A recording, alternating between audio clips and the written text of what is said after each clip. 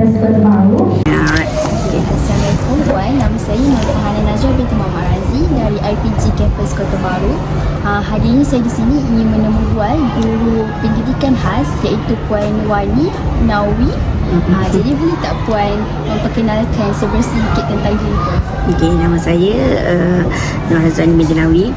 Saya guru pendidikan khas, dah berkhidmat selama 11 tahun di sekolah yang kedua selama 4 tahun.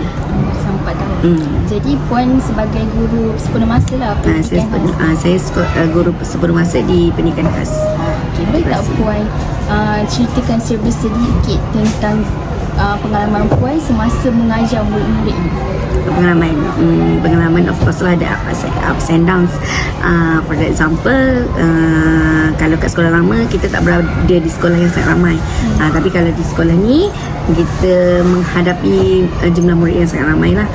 Itu adalah satu pengalaman yang berbeza lah, di mana bila kita menghadapi murid yang ramai, jadi of course lah banyak kerja and akan ada a lot of problem. Jadi so kita akan overcome dengan isu ni dengan kerjasama daripada pihak sekolah, daripada colleagues.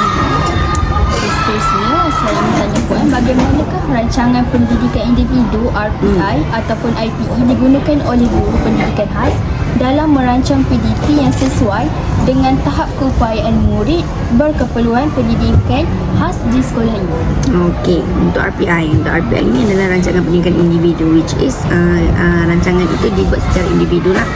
Jadi rancangan pendidikan individu ini sebenarnya digunakan kita untuk membantu murid-murid ni untuk survive dalam sekolah, especially lah dalam sekolah, sama ada dalam akademik maupun dalam socialize dia.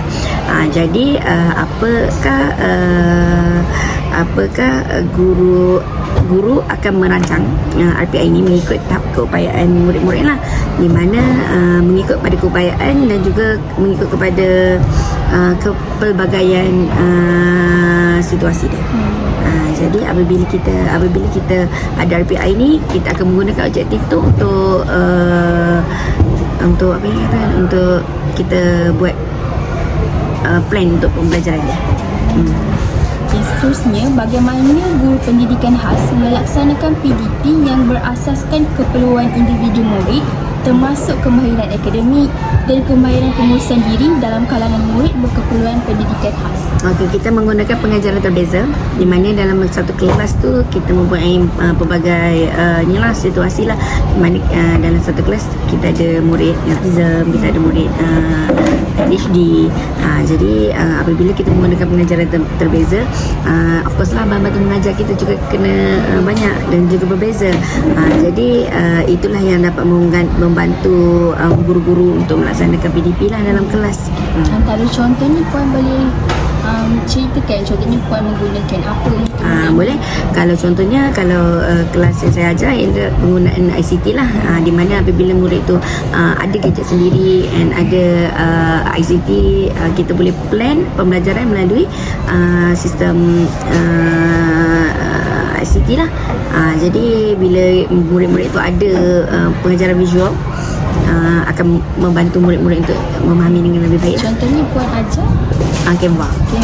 Menggunakan Canva. Seterusnya, bagaimanakah pentaksiran murid berkeperluan pendidikan khas ini dilaksanakan secara berterusan bagi menilai perkembangan mereka dari aspek akademik, tingkah laku dan kemahiran kendiri? Okey, sebenarnya murid-murid pendidikan khas ada PBD dia juga. Cuma PBD dia mengikut KSSR pendidikan khas lah. Jadi selain daripada itu juga kita ada pemerhatian lah melalui tingkah laku ataupun hasil kerja murid. Okey, jadi apakah strategi intervensi yang digunakan oleh guru untuk membantu murid ini meningkatkan fokus dia, pelibatan dan penguasaan kemahiran asas dalam PDP? Okey, kalau untuk fokus dan juga penglibatan dan juga penguasaan, biasanya kita menggunakan jadual visual, sistem ganjaran dan juga peneguhan positif. untuk murid tu lebih semangat lah untuk join kita punya PDP. Oh, diorang faham lah macam kalau dapat jawab ni dapat hadiah macam tu. Faham?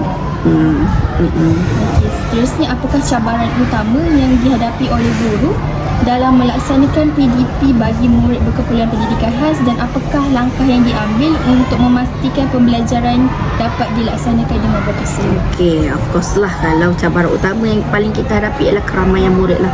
Kita terlalu ramai murid dan juga kita mempunyai kepelbagaian murid. Dalam ramai-ramai tu banyaklah keperluan dari segi tahap dia tu, dan juga tinggal aku. Selain daripada tu juga kekangan masa lah, mana kita ada jadual waktu yang agak suntuk lah. Sejam untuk tackle 15 orang tu adalah agak mustahil lah. Jadi apa yang kita buat adalah kerjasama lah daripada guru, daripada semua PPM dan juga ibu bapa lah untuk kita membantu anak-anak di sekolah. Saya terima saya. Terima kasih Puan. Okay, sama-sama. Bagi tanya nama dia jawab. Okay. Oh, nak kena ni, nak kena buat Nanti saya type balik. type.